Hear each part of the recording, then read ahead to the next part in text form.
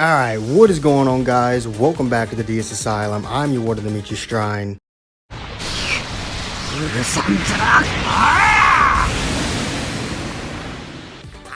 And today I'm being interrupted by Ultra Goku. Here we are.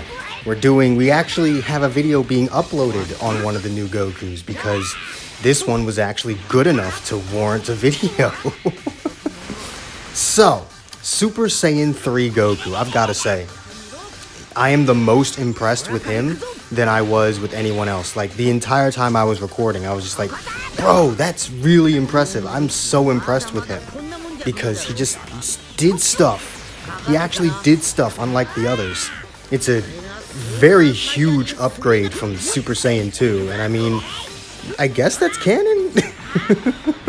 Like, in the actual canon, the only person to ever like really use Super Saiyan 2 effectively kind of was Gohan, so makes sense, I suppose. There's the disconnect, but I'm gonna keep this match in because we get to see some Ultra Goku stuff. That's not bad damage. To fully Zenkai Super Saiyan Blue Goku, he's pretty tanky. That's not bad damage. Like I'm actually like perfectly fine with that damage. I wish more units would be like that.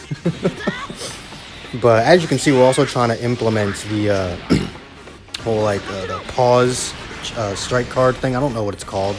You guys can let me know what it's called. But I'm trying to implement that into my gameplay because, you know, why not?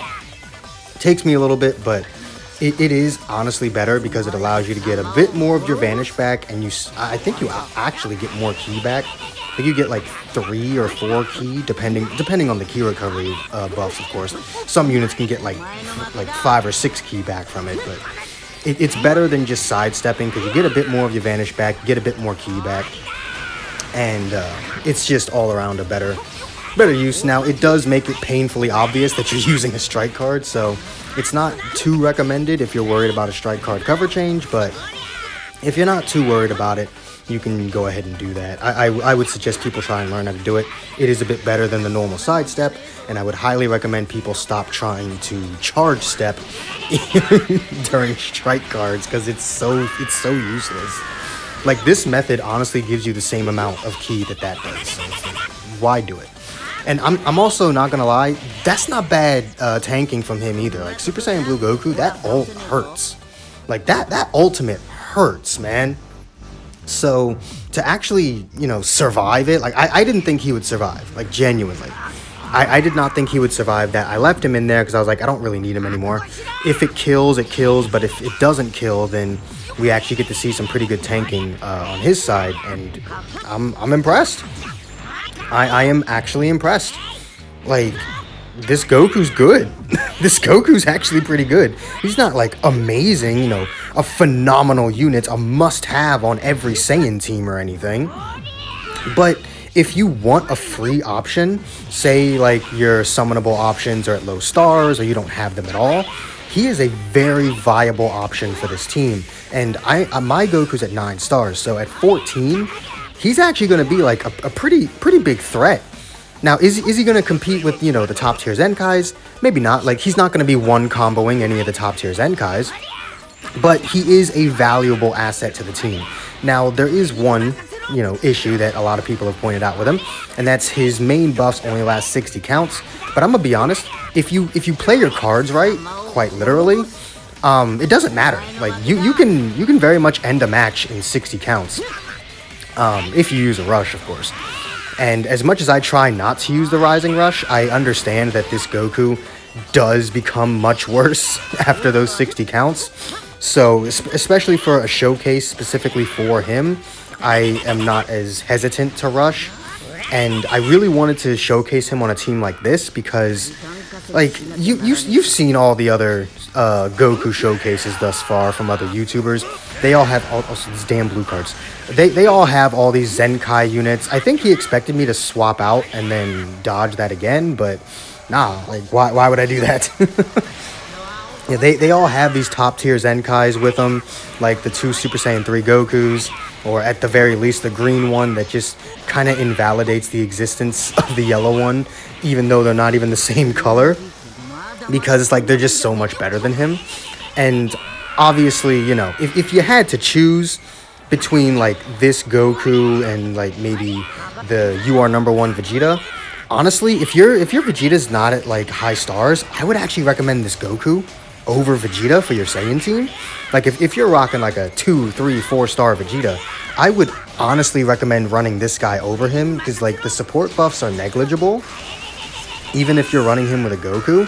Whereas the damage this guy can put up early game is very good. And that's why I put him on this kind of setup, because Revival Goku is a very good late game unit, as he's got the revive, he gets stronger every time he gets hit and whatnot.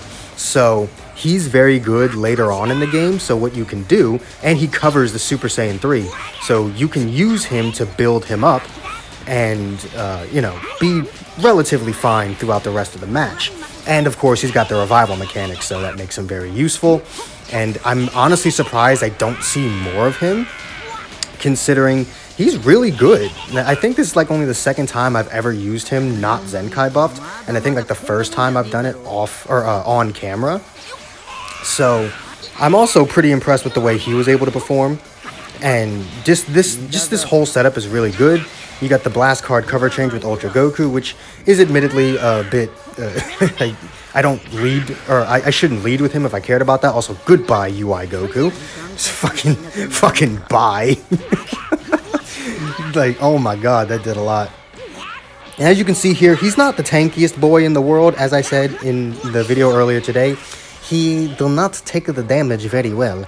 So it's a bit tough to use him against, like, again, some of the more damaging units. But if you don't have, you know, the best possible options, he's a good secondary. I would say this Goku is a good secondary option for any Saiyan team, and definitely the best of the Gokus thus far. I'm very impressed with him. I mean, like, Bardock's pretty old. He's over a year old at this point, but that's still good damage. Even against Bardock, seeing as how he's red and post-transformation, he's still really good.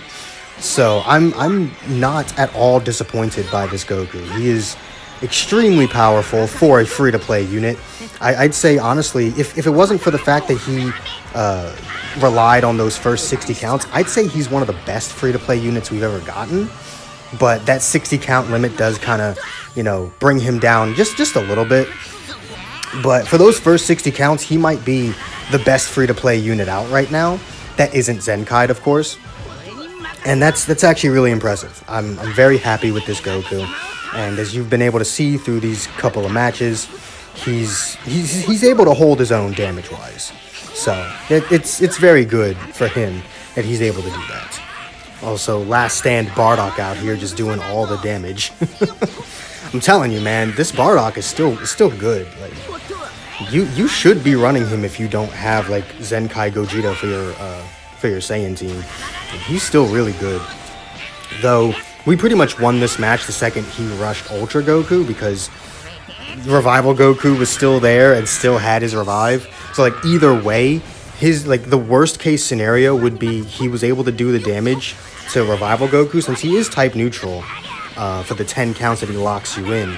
But unfortunately, he locked Ultra Goku in. So if he had locked Revival Goku in, that actually would have been a lot worse, because he could have killed him.